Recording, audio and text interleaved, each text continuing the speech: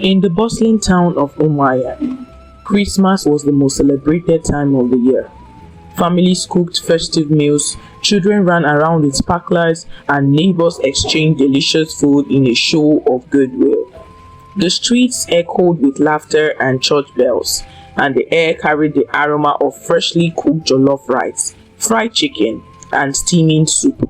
Yet, beneath the joy and cheer, a story of jealousy, deceit, and redemption was about to unfold. A story that would leave the town forever changed. Nena and Amara were neighbors who had lived side by side for years.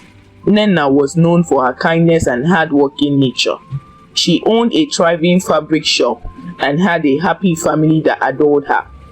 Amara, however, was a widow who struggled to make ends meet. She often felt overshadowed by Nena's success and silently resented her.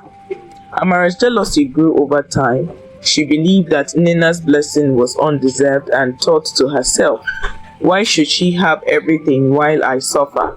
Though she smiled and exchanged pleasantry with Nena, her heart was consumed by envy. The week before Christmas, Nena had a strange dream. In the dream, an elderly man with a long white beard appeared before her. His voice was calm but firm. "Be cautious this Christmas. Not all gifts come from love.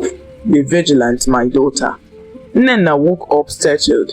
The dream felt so vivid that she couldn't shake off the unease. She shared it with her husband, but laughed it off, saying, "It's just a dream.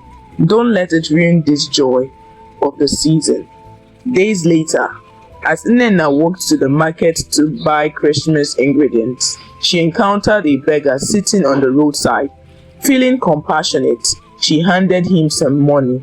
The beggar looked at her with piercing eyes and said, "Thank you for your kindness, madam, but be careful of the food you accept this Christmas. Not all smiles are sincere."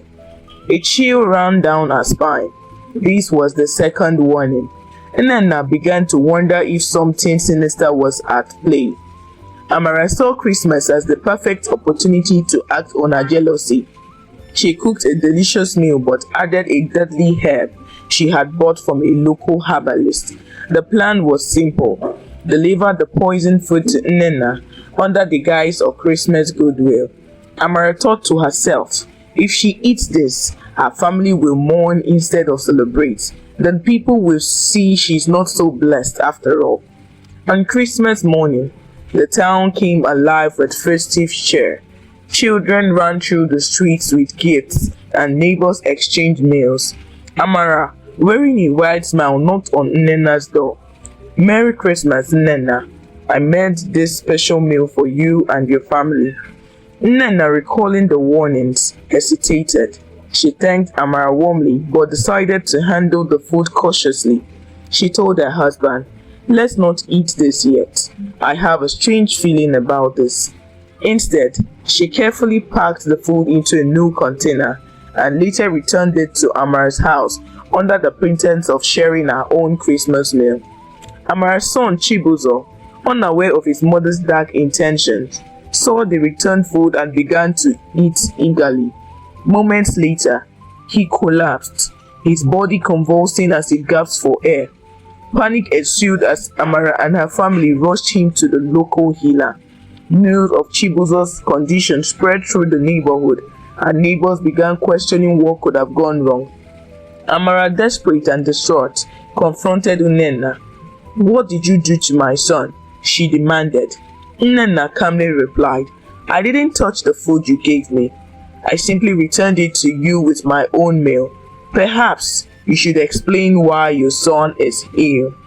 Amara broke down in tears in front of the gathered neighbors. "It was me. I poisoned the food. I couldn't stand Nena's happiness and wanted to ruin her life. But now, my son is paying the price." The neighbors gasped in shock and anger. Some scolded Amara for her wickedness, while others pitied her for letting jealousy consume her heart. The healer worked tirelessly, and by God's mercy, Chibuzo survived. Amara begged Nena for forgiveness. "I was wrong to envy you. Your success never took anything from me. Please forgive me." Nena, with tears in her eyes, forgave Amara. Envy is like poison, Amara. It destroys the ones who owns it. Let this Christmas teach us to let go of hatred and embrace love. The incident became a lesson for the entire town. From that day, Nena and Amara began to rebuild their relationship.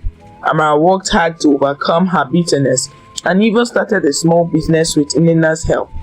The story of the poisoned plate spread far and wide, reminding people of the true essence of Christmas, which is love, forgiveness, and unity.